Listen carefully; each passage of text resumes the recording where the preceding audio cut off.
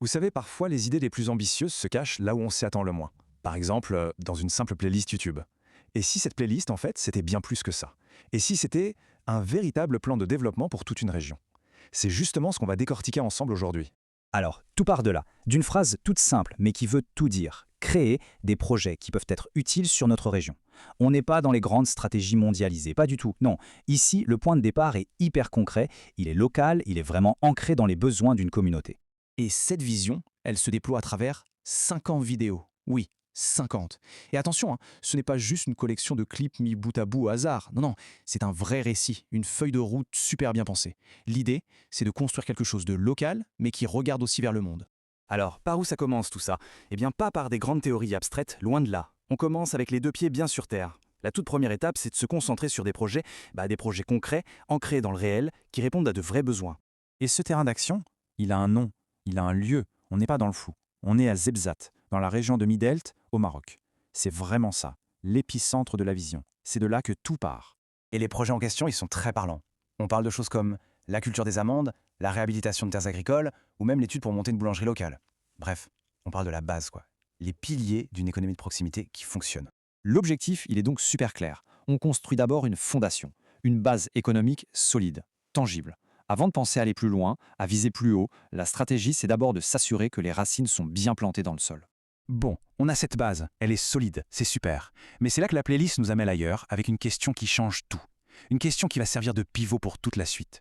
Et si le terrain le plus fertile, finalement, ce n'était pas la Terre, mais Internet?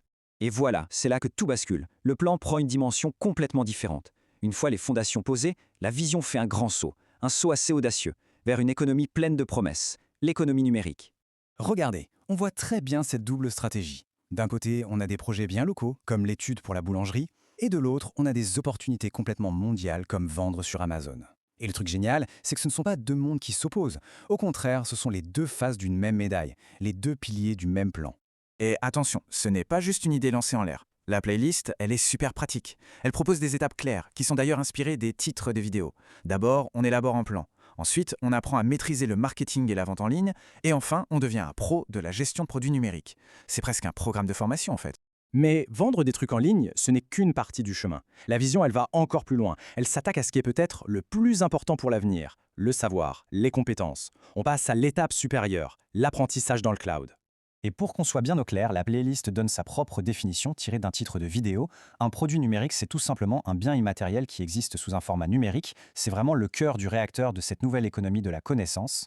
Et concrètement, ça veut dire quoi? Eh bien, ça se traduit par des idées comme une école numérique, carrément, ou l'utilisation de l'intelligence artificielle pour l'éducation des plus jeunes, ou encore des formations pour devenir créateur de contenu.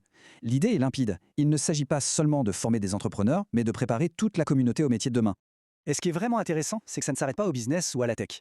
La playlist aborde aussi des sujets comme la parentalité, la responsabilité sociale. Ça montre que l'approche est vraiment globale, holistique. Le but, c'est de construire une communauté forte, saine, éduquée, dans tous les sens du terme. Ok, mais alors, comment on fait le lien entre tout ça? Entre le projet de boulangerie locale et la vente sur Amazon? Comment ces deux mondes, le local et le numérique, s'articulent? C'est quoi le fil rouge? C'est ce qu'on va voir tout de suite. 50. On en revient à ce chiffre. 50 vidéos. Ce n'est pas rien, c'est une vraie bibliothèque de savoir, un catalogue de projets possibles. Imaginez chaque vidéo comme une brique, et toutes ces briques, mises ensemble, elles construisent un édifice vraiment cohérent. Et si on y regarde de plus près, il y a un détail qui ne trompe pas. Un nom qui revient tout le temps dans les titres, les descriptions, One Connection. Ce n'est pas juste le nom d'une chaîne YouTube, non, c'est la philosophie, le fil conducteur de tout le projet. Et on touche au cœur de la stratégie. L'idée, c'est de se servir des outils mondiaux, l'e-commerce, l'IA, tout ça, pour répondre à des besoins qui, eux, sont bien locaux, bien concrets. C'est exactement ça, le développement local. On pense global, mais on agit local. Et tout ça, ça nous laisse avec une question qui va bien au-delà de cette simple playlist. C'est quoi finalement cette connexion unique, cette fameuse One Connection, dont chaque communauté a besoin aujourd'hui pour non seulement s'en sortir, mais carrément prospérer au XXIe siècle? La réponse se trouve sûrement quelque part par là, à la jonction entre le monde local et le monde global.